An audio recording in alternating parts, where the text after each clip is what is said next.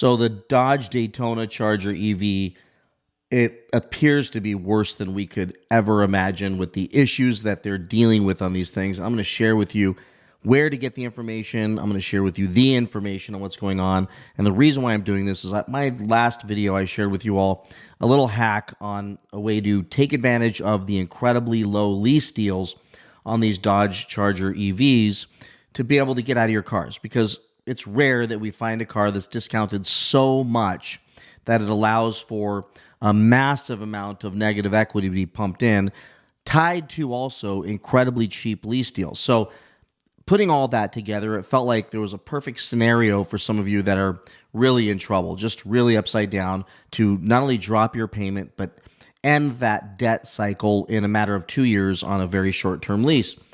With that said, I didn't get into the quality of the car and the things you're going to have to deal with. And it's something that I feel it's right for me to share with you all, but also for anyone out there who's seriously considering leasing or buying one of these things.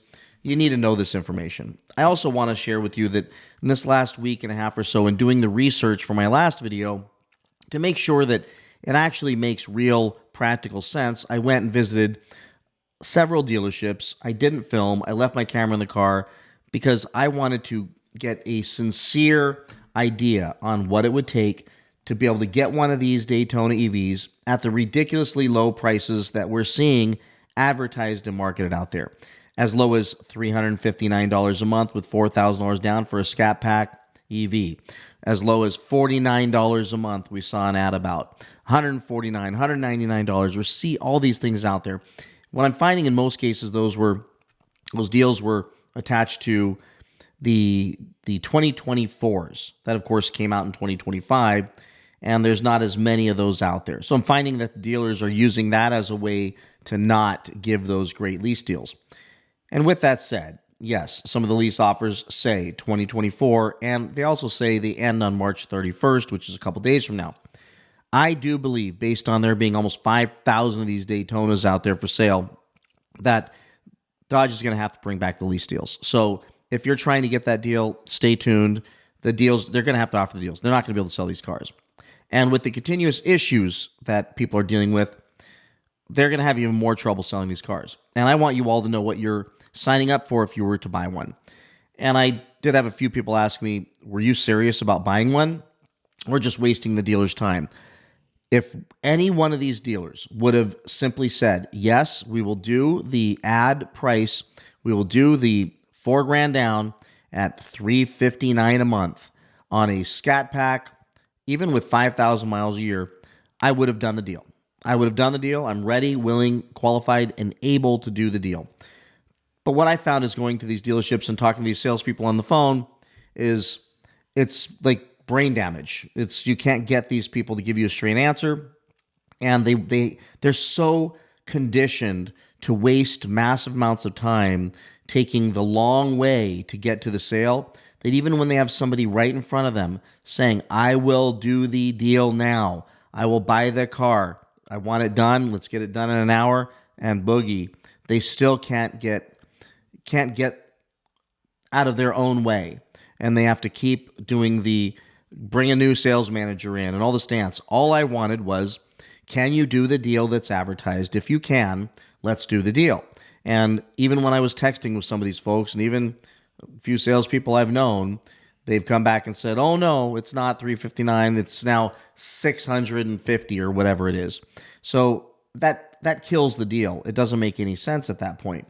Because the way I look at it is, if I was able to get one of these things, not only would I be helping the Hemi come back, because if Dodge can sell these abominations, then it'll help them be prepared to comply with whatever emissions regulations still exist and might exist under any new administration down the road if that were to take place, which is really what they did this EV for. Then they could come out with a Hemi down the road. So my issue with this car is not about hating this car because it's an EV. It's hating this car because they replaced a car that we all love with it and gave us no other options. But if they did sell one to me for that price, I would make a killing on YouTube just recording and sharing all the follies that I would be going through with that car. And for $359 a month, it would be less than my freaking cell phone bill. So it wouldn't be an issue. I would lease it, stick it under my corporation for YouTube, and you all would frankly pay for it with your views. So it wouldn't cost me anything. So yes, it was a absolute consideration, and they've just made it impossible. So I understand some of you messaged me and said, Brad, I love the idea in your last video, but I've not been able to pull it off because these dealers aren't doing it. Well, here's the deal. March 31st, their incentives end for the 2024s, at least for the really cheap lease deal on the Scat Pack. So I imagine after that, within a week or so, they're going to have to bring some new incentives out. And I got to imagine they're going to bring some out for the RTs, and they're going to do everything they can to get these things selling because, frankly, they aren't selling. And the people that are buying them are having so many issues that now people are finding these owners forums and finding out that the risk is significant if you were to buy or lease one. Let me show you all the issues people are having, and then you decide what you think you should do if you're thinking about buying one. And if you're just here for the entertainment purposes, I promise you it's entertaining. But first, we need to roll that intro.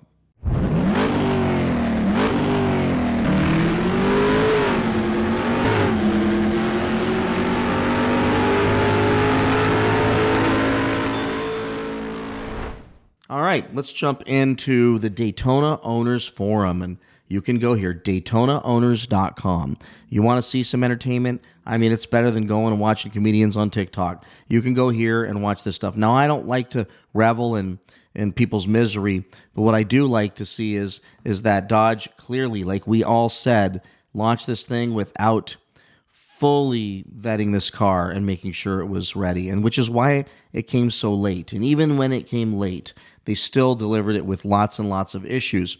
But there's a few issues that are significant. Not this, Apple CarPlay audio skips. Okay, it's a small issue. This is the one that freaked me out. This is the one right here. I'll read this to you from Rico 2025. Okay, so this happened today. Driving home from the grocery store, car started fine. It was driving normally when out of the blue, I start getting warning lights on the dash about the stability system. The regen braking circular display starts to look abnormal. I get warning icons about the forward collision system, then the turtle icon shows up in the car and will barely move. I step on the accelerator to get the car moving and it slowly speeds up, but now it will not slow down.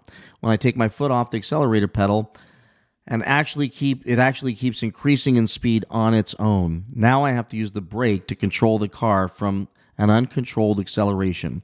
Once I get the car stopped, I have to step on the accelerator again to get it moving again. And once again, the car starts accelerating out of control again. Needless to say, this car is going back to the service department at the dealership, and if they try telling me there are no fixes for it, I don't know what I'm going to do. If my wife happened to be driving the car instead of me, she might have been involved in a serious accident. So these cars should be equipped with an ejection seat. So that's a significant issue. But then we've got this group, the Dodge Daytona EV group on Facebook. And listen, these people I appreciate these people sharing this stuff openly. It's one thing to buy the car, then lie to everybody and say it's the best decision I ever made, not share the problems. It's another thing to actually go on here and help others maneuver through this kind of ridiculous car. Matt says, chose to go with the EV charging credit. I have a couple local charging stations near me. Went to a fast charger. After 2 minutes, it said error not working, and I had to unplug. I went to 3 more stations. Same issue after a couple of minutes. I went to another location. Tried a level 2, the first 2 chargers. Didn't work. The third one started charging. But then security told me I had to leave. It's a corporate building. I can't charge there. Could this be the 12-volt issue? He's got 300 miles in his car. So he's got down to 19 miles of range, got in the shop, and now he's going to be waiting to see what's going to happen with this car. Here's another issue. The manual rear hatch stopped opening. The manual one, makes sense if the automatic one did, but this one, the manual one, you just couldn't get it open, and they had to replace the button at the dealership to get it to start working again. So that's an issue. You got this guy says, we're having second thoughts about picking ours up, mainly because of the issues that they're hearing about. This guy writes, it's good that you're doing the research. His is a 24 and it bricked because of the 12-volt battery being very low. Once I recognized what the issue was, charged the battery back up and haven't had the issue since. At first, I looked at the car and it gone completely haywire. But it was all from under voltage of the 12-volt battery. This one's kind of fun. Anyone take the car through an automatic car wash? No, I get it. Nobody wants to take their car through an automatic car wash if it's got the brushes, but I'll admit that I'll go through the ones without the brushes periodically. It just shoots water on your car, and it's a quick way to get some dirt off of it. So this guy says, my coworker took his in and didn't go back into drive, and now it's broken at the dealership with no solution in sight. So my recommendation would be, if you get one of these, ask the dealership if they do loaner cars and have them put in your deal that they guarantee you will get a loaner car as long as you work with their schedule while their car is in the shop, or you will be paying for a car that you don't have, which I've done that. And on a lease, if you pay for 24 or 36 month lease and you only drive the car for, let's say, 22 months, then they should make your payment for the 2 months it was in the shop. And I've gotten a dealer and a manufacturer to do that for me when my BMW was in the shop for over a month. They actually paid the car payment once I applied a tremendous amount of pressure on them, because that's probably what's going to happen. But if you have a loaner car, at the very least, you can still say you have something. It's not costing you money. But if you don't, you are bicycling it, Ubering it, or renting something. Here's a guy that's read so many negative comments about this car that he's scared and thinking of taking it back and returning the car because he bought it on a whim. He's going to find out that, I think most states, there is no way you can return the car. Once you drive off that lot and that thing, it's his. So he is with it, and if he has an issue, he's going to have to experience the excitement of one of these machines. Another guy says his has been in the shop for 3 weeks, and he's only had it a month. The engineers are trying to resolve the 12-volt drain issue when the car is parked and off. So here's a guy that bought one, and or leased one. He got his RT for $169 a month, $2,500 down. Just had to share this. Honestly, if there's a dealer out there that can do that deal, message me on Instagram and I'll do the deal with you. No problem. 24 months, 7,500 miles, let's go. Hell, I'll do 5,000 miles. I don't care. But that is so cheap. Again, a cell phone bill. I'll do it just for research purposes. So give me a DM on Instagram. Here's a guy, here's Bill saying, finally got ours back from the dealership after our quick 12 hours of ownership before we had issues. Had a service charging system light, turned out to be codes for the power steering sensor, so they had to relearn the module, tighten up some pins, and so far 125 miles, it's been good. So that is not fun. I love that orange, though. Again, talking about the 12-volt battery issues.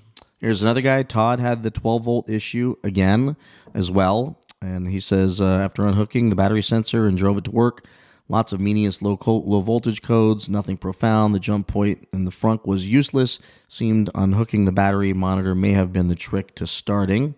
So that's no fun. Let's see what the comments are here. Kelly says, welcome to the club. Mine did at the car wash with a bunch of angry SUV driving moms waiting in line. I was not a popular guy that day. Here's a guy. Here's Christopher says he had his 24 RT for 2 months, and about 2 weeks ago, took his charger to get the system update. Turns out it needed 3 updates. One of the updates also required them to order a switch panel that needed to be ordered to complete the update. As of now, they haven't received the part that's needed, and they still don't have an ETA. So he's in purgatory waiting for his car to get a part to get fixed. That's something you're going to have to deal with. Here is an actual publication and explanation of this 12-volt battery issue. So this guy says, regarding the service electrical system warnings, no starts, drained 12-volt battery. The engineer I'm working with informed me that there's a software update coming to resolve these issues. And here's the star case explaining that. So it's a known issue from Dodge that they have to figure out, meaning if you have one of these and it has not happened to you yet, be prepared for an exciting day ahead where you will not get where you need to get in that car. And here's a guy with a charging issue, and I found a bunch of these charging issues on these forums as well. So this guy's having an error with his charging. What I did find also is that some range issues for some folks is apparent. This one's fun. Trent says, my charger scat jerked hard while in level 3 regen while I was slowing down for traffic light, turning onto the freeway today. Rear motor shut off, and the turtle light came on with a message saying to stop safely as the vehicle will shut off soon. Could you imagine that? You're rolling down the road and it's telling you, I'm just going to turn off. Then when I stopped, the service electrical system message came up. I let the vehicle sit and then restarted. Now it seems fine.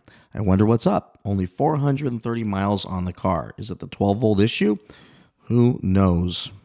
All right, Matthew Fontaine has an issue. We're trying to diagnose my 12-volt drainage issues. Can you guys check in your garage app to see if your charger is also getting activated for 1 to 2 minutes randomly through the night? So this is definitely an issue coming up with a lot of folks. Quincy says, well, I spoke too soon. Car is not starting. Went to the hospital with wife who was being induced for our next baby and was going to get something to eat for her. And now car will not start. Any help? Another guy, my 12-volt battery caused the same issue. So these are very prevalent. Another guy, Scott says, another update, tested the 12-volt battery and it shot, and they're in short supply of those batteries. So there's another issue. So here's a fun one. Andrew says, well, update, my vehicle got back to the dealership. The 12-volt battery again was dead this morning, even though it just recharged the hookup back up properly. In the proper procedure, you have to turn the ignition on, let it prime itself. After you rehook, back it up, or it'll keep having a parasitic drain. So now brand new 200 kilometer on it to order another battery. There's another 2 weeks. I'll have no vehicle. Who gets to make those payments? Well, I guess I have to now pay for this brand new vehicle, and they still don't know why the key fobs aren't working, and they didn't do a proper inspection. They would have found out the key fobs don't work, and regarding that rear battery that was not holding charge properly, I spoke to the other dealership in town, and they sold their first one before these guys did. And yep, same problem. And they even admitted, yeah, we didn't do a proper inspection. Now we know how to do an inspection on them regarding this ongoing issue with the 12-volt battery in the rear. So I was right. They didn't do a proper inspection of this vehicle since it was the first one they sold. Plus, they still got to figure out my key fob passive entry is not working. Key fobs don't like to unlock or lock the car 90% of the time, or you're locked out for 15 to 20 minutes trying to get in. Going to be going to VS ABC, seeing what my course of action is, and also Consumer Protection Act, since improper inspection was done, that stands ground for me to cancel my lease or at least transfer it to another vehicle they have there. So that's not going to be a fun experience for him. All right, here's one. Good Lord, every dash light on the drive home for a few blocks saying shutting down soon. Got my garage. Now it won't restart. Won't even take a charge. Lights blink red on the recharge dial. It won't even start. Every light pops up. Every service thing pops up. Brand new effing vehicle. I had it in there the other day because the key fob isn't working with the passive entry, so it locks you out now. I've had this vehicle for a week. Great. Now I have a broken car. I just bought it. Can't run it. Can't even start it. Has anybody else had this problem? Update. So I removed the battery, took off the charge, disconnected the terminals, hooked it back up. Still same problem. Won't start. It says service electrical system. So this guy has a really nice looking car with all kinds of lights on the dash, and it's useless, and he's paying for it. So this is definitely a freaking issue that I would not want to be going through if I spent that kind of money on a car. And here's Jason, who says, who else has experienced this? The car starts, but it is in limp mode, and all it does is roll forward. This has got to be frustrating when you've got a car with 110 miles on it. Another guy says, Andrew says, yes, last night it happened to me, and I can't start my vehicle now. Service electrical system, I checked 12-volt battery, fully charged, blah, blah, blah. Issue after issue. This guy's hood latch broke, so he says, well, at least there's no engine in there for me to have to worry about. I'm going to get to. So about Jonathan here, 2 weeks on Sunday of ownership. Car is back in the shop after not starting on me and having to call a tow truck.